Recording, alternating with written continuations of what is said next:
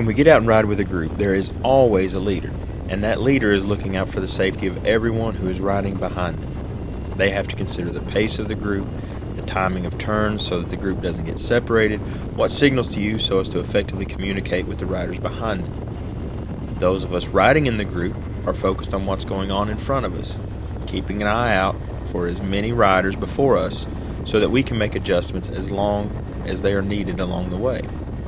But let me ask you this, and maybe I'm the only one guilty of it, but how easy is it to lose focus on the big picture and just find yourself mindlessly following the motorcycle that is immediately in front of you?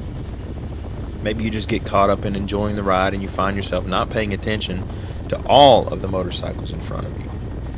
This very thing happened to me one weekend, and it led to the inspiration for this devotional. I was riding in a group of about 10 along the Blue Ridge Parkway. It was absolutely beautiful that day, and we were taking in all of the beauty of God's creation. Suddenly, I noticed a brake light immediately in front of me. Now, it wasn't a dangerous situation, but it resharpened my focus on the task at hand. Had I been paying better attention to all of the motorcycles in front of me and the leader of the group rather than just that motorcycle that was directly in front of me, I would have noticed everyone braking, and I would not have had to have braked as hard, which probably created a chain reaction for those behind me. I lost sight and my focus on the leader. How familiar does this sound with our own walk with Christ? What happens if we lose sight of Christ in our lives, or if we have never truly looked towards Him for guidance? There's a rather well-known account of this scenario found in the Gospel of Matthew in chapter 14, and it's verses 26 through 32. When the disciples saw Him walking on the lake, they were terrified. "It's a ghost," they said, and cried out in fear. But Jesus immediately said to them, "Take courage, it is I, don't be afraid." "Lord, if it's you," Peter replied, "tell me to come to you on the water." "Come," he said. Then Peter got down out of the boat, walked on the water, and came toward Jesus. But when he saw the wind, he was afraid, and beginning to sink, he cried out, "Lord, save me." Immediately, Jesus reached out his hand and caught him. "You have little faith," he said. "Why did you doubt?" And when they climbed into the boat, the wind died down. Then those who were in the boat worshipped him, saying, "Truly, you are the Son of God." When Peter saw Christ, he locked his focus on Jesus and Jesus alone. Jesus commanded Peter to walk out upon the water with him. And without hesitation and without question, Peter stepped out of the boat and onto the water.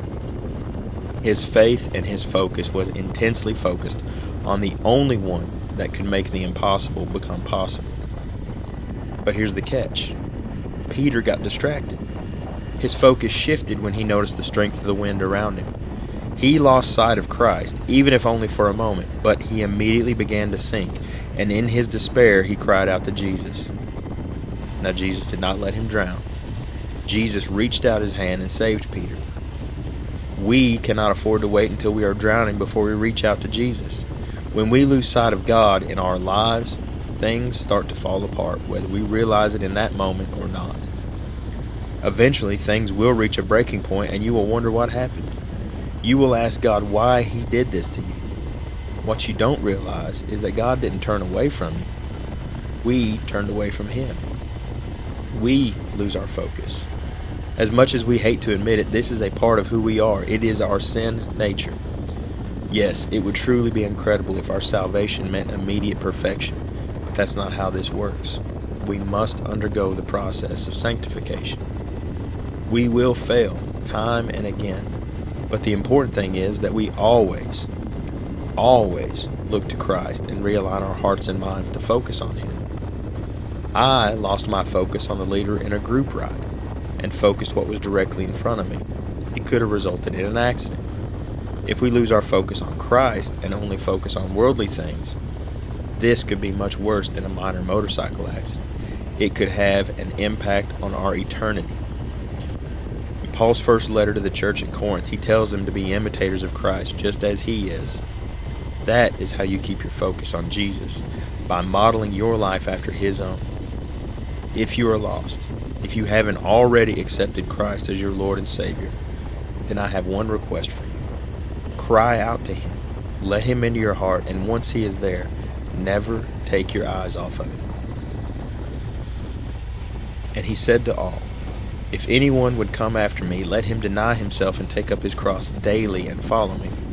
For whoever would save his life will lose it, but whoever loses his life for my sake will save it.